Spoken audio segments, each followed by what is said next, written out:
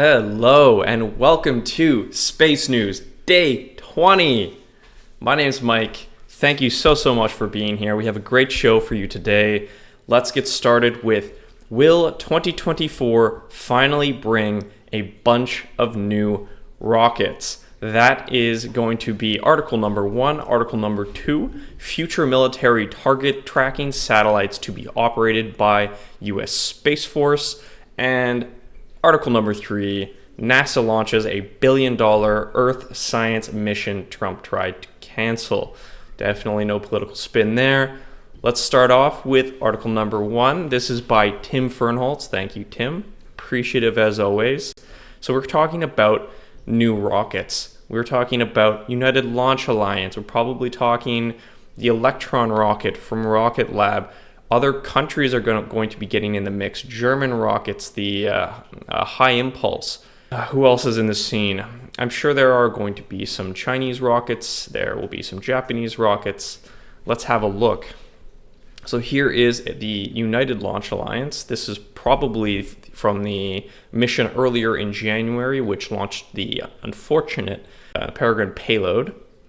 I say unfortunate because that payload had a fuel leak, and as we discussed yesterday, ended up not completing its mission to the moon, filled with a series of payloads within payloads that it was intending to deliver to the moon, 2 lunars, I believe 9 or 10 other scientific instruments. You'd be forgiven for giving up on new rockets after years of hype for small launch companies, which have ended in bankruptcies and anomalous debuts. But if you can hold out hope for a little longer, 2024 could actually be the year. I mean, we did see ULA put up that rocket pretty early. For kind of greater context, last year alone, SpaceX launched the Falcon 9 and some Falcon Heavies 98 times compared to the United Launch Alliance's 3 launches and the Electron, so Rocket Lab's 8 launches. You can tell just how ahead SpaceX is from its competitors at this moment, and they know it, and they're pricing themselves to be as a monopoly. The months ahead could see as many as 15 new vehicles debuted, which could change the fundamentals of space business and potentially drive competition in an industry largely ruled by monopoly. Who's who? So here's a list drawn from Space Foundation's quarterly space report. Okay, I think we've come across the space report before. Maybe a website that we should be paying a little closer attention to. This might be paywalled. Let's try this. Yikes. I'll keep that. You know what? I'm going to add that as a bookmark. Could be something worth paying for. So in rough order of how likely we think that they are to succeed based on how far along platforms, here's the list. The ULA Vulcan, which already had its maiden flight back in January. It is a national security-focused U.S. launcher, so it will have a bunch of missions with probably what are more sensitive orbits, more specific orbits. The Falcon 9 will a lot of people just say, good enough, get me into the general area, and I'll take a OTV, an orbital transfer vehicle, to get myself to the altitude that I want to be at, or to the right orbit. So it's a workaround. Another possible way to go about this, which would be to have rockets bring you to exactly the orbit you want to get to, but that is currently more expensive. It's a purpose-driven mission, so less people will be on board, less payloads, and less people paying. Orion Space Gravity 1. Orion Space is a vehicle in the Chinese market. And it is launched from a ship in the Yellow Sea. Wow. I've heard of launch pads in the oceans and the seas. I never heard of launches from a ship. There's also the SpaceX boosters that land on a pad, but again, it's not a ship. Cool. I wonder if we can grab a photo of that. Ship launch. Bing videos. This is a first. Okay, so let's take a pause here, go through this. From my Kerbal Space knowledge, we have a first stage in the middle with 2 boosters, probably 2 on the other side, so 4 boosters total. And then there'd be a decoupling section here, which then means that this is a fuel tank and a secondary engine, And this is the payload contained inside of a fairing. So at the bottom here, you have the fairing, which allows you to add in a bunch of metal on top to cover whatever's on the inside, sensitive instruments, things you don't want to expose to the atmospheric soup as you accelerate through the first 30 kilometers of of Earth's atmosphere. Let's see it launched from a ship. It is quite a small rocket comparative to, let's say, the Falcon 9 or especially the Heavy or Starship. The ship doesn't even move. Mitsubishi H3, this is a Japanese heavy lift vehicle. I'd love for these to contain comparisons to the SpaceX equivalents. Let's see, its lift capacity. So it can carry a payload of up to 4,000 kilograms. Okay. And the maximum configuration is to carry more than 6,500. So they said this is a heavy rocket, so we're going to compare it to the Falcon Heavy. This lovely cord in my way when I'm typing. Kilograms. It has the second highest lift capacity of any operational rocket with a payload of 64,000 kilograms to low Earth orbit. So it's an order of magnitude from the H3, above the H3. Absolutely absurdly impressive. The Blue Origin, our friend Jeff Bezos and Blue Origin, the story of the turtle versus the hare tortoise. They say they're going to get a rocket sometime this year. Let's see if that actually happens. Arianespace, the Ariane 6, which is a European company. They're French. They usually launch from French Guiana.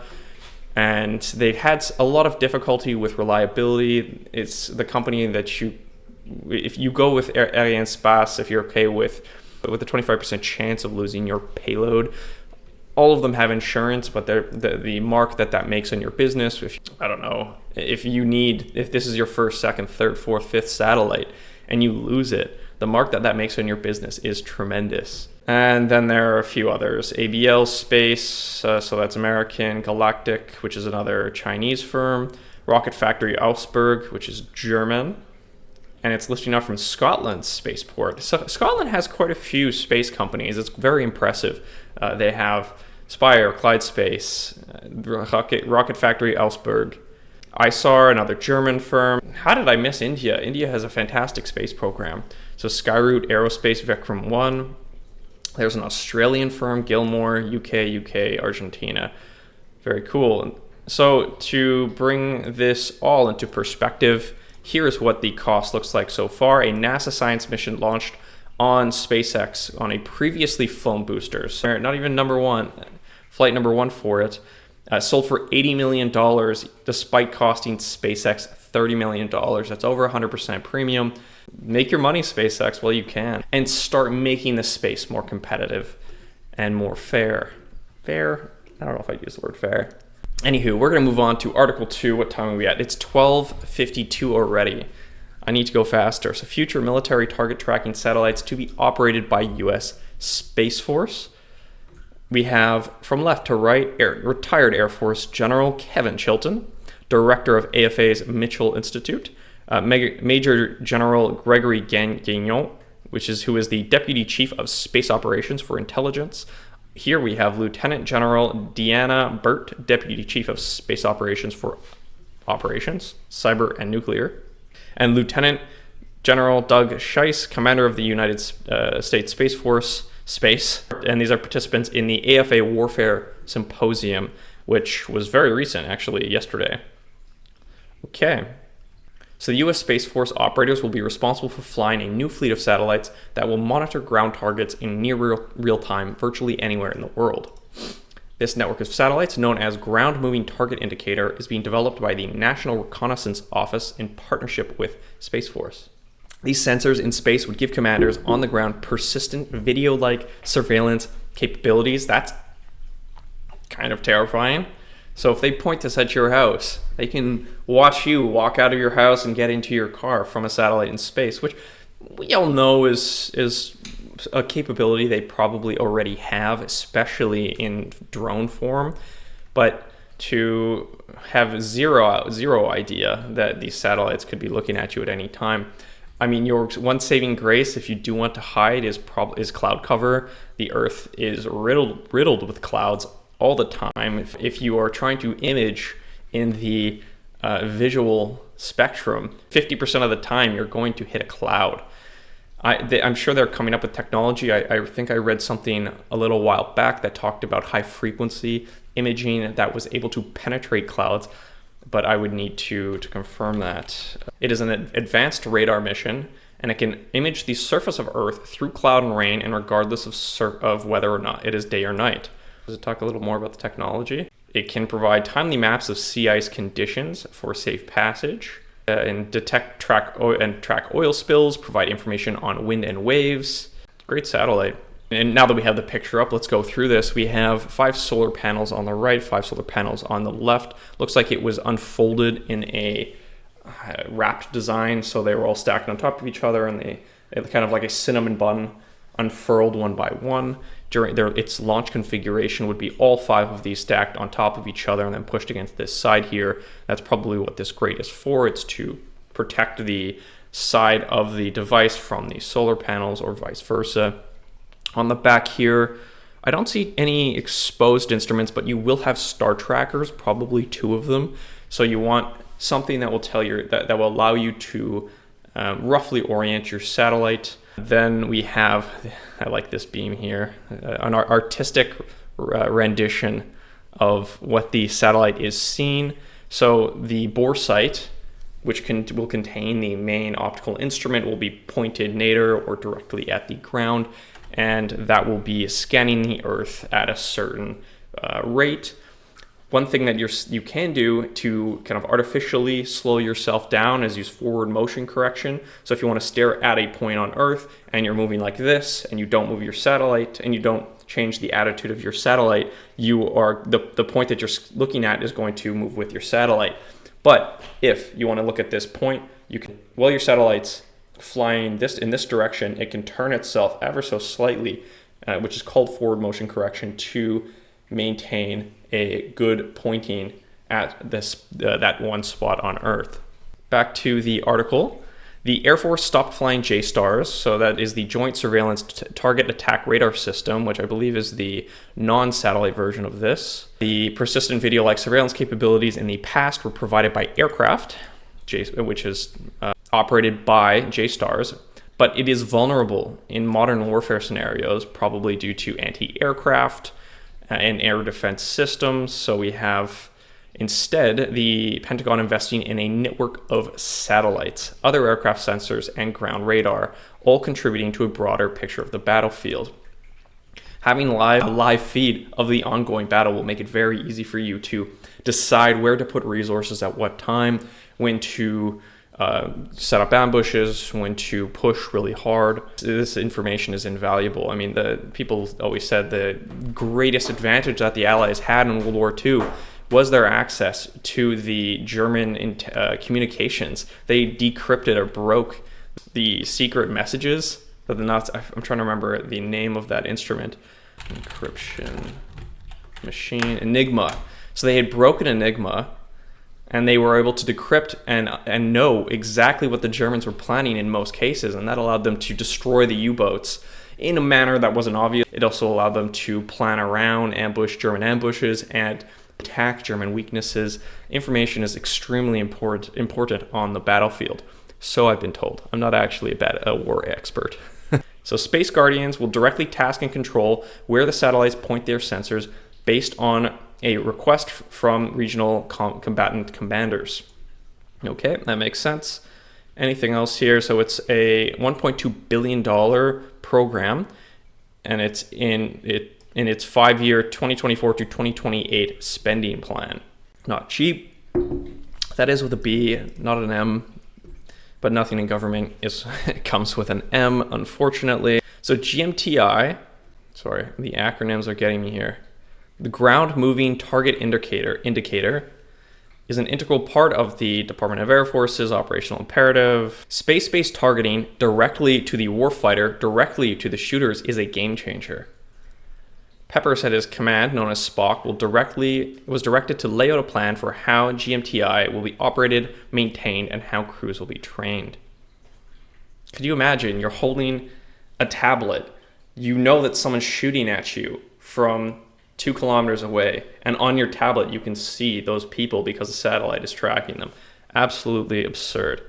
But Pepper insisted that GMTI will be a military system operated in support of the armed forces. So there's always a game between agencies in any government. I know that it's shown a lot in Hollywood, how the FBI gets in the face of the of local state police, who get in the face of municipal police, who then run into the CIA, and it's actually a CIA undercover operation, things like that. So here we have the National Reconnaissance Office, the NRO, having to coordinate with the U.S. Air Force. That's the end of said article. Do we have time to talk about the NASA PACE mission?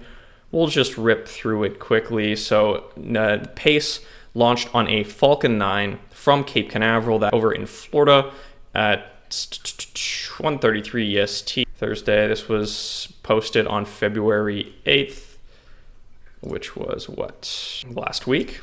So 9 kerosene-fueled Merlin engines powered the Falcon 9 rocket southeast from the launch site. Then the reusable booster stage separated to begin maneuvers to return back to Cape Canaveral from landing. Falcon 9's upper stage engines steered the rocket and the PACE satellite on a southerly trajectory along Florida's east coast. So first stage is a 9-engine powered rocket. They will then disconnect or decouple first stage from second stage, and then the second stage, as was shown with that Chinese rocket, will have its own engine that will then carry on. It will be able to vector itself to whatever orbit it needs to be in. So at 12 minutes after liftoff, NASA's nearly 2-ton PACE satellite deployed from the Falcon 9 rocket into an on-target polar orbit at an altitude of roughly 676 kilometers. So this would be considered upper low Earth orbit. I'm used to low Earth orbit, meaning 400 to 600. This was the first launch of a NASA satellite into polar orbit from a Florida spaceport in more than 60 years. Cape Canaveral port probably being used more for equatorial geosynchronous orbits. These types of missions flying on north-south orbital tracks have typically launched from California, but SpaceX reopened the polar orbit corridor from Cape Canaveral for commercial missions beginning in 2020. So polar orbits are good. It's typically what's used for sun-synchronous orbiting, which is full of Earth observation satellites, because you want to be able to maintain the same solar time with your Earth observation craft, because it allows you to always have the same amount of sun experience seasons like we do here on Earth, where you wake up in winter and it's dark, and then you finish work and it's dark. You only get those really short periods of sun. Your satellites in sun synchronous orbit will not experience that. It will be a more consistent experience throughout the year. And that's just a matter of how the satellites will advance kind of in its orbit. The plane will precess over time, and the precession of that plane is tied exactly to the rate at which the Earth orbits the sun. So roughly 1 year. Saved from the chopping block. So NASA authorized development of PACE 9 years ago, and then during Trump's 4 years, the administration's annual budget request called for zeroing out funding for PACE. Each year, Congress preserved funding for PACE to keep the mission on track. So let me remind you what PACE does. The mission studies phytoplankton, microscopic plants fundamental to the marine food chain, and tiny particles called aerosols that play a key role in cloud formation. These two constituents in the ocean and atmosphere are important to scientists' understanding of climate change. The mission acronym PACE stands for Plankton, Aerosol, Cloud, and Ecosystem. Is there anything else we want to go through? I think that's it. Thank you so much for sticking around for Space News Day 20. My name's Mike. I hope you have a wonderful day, and I will see you tomorrow.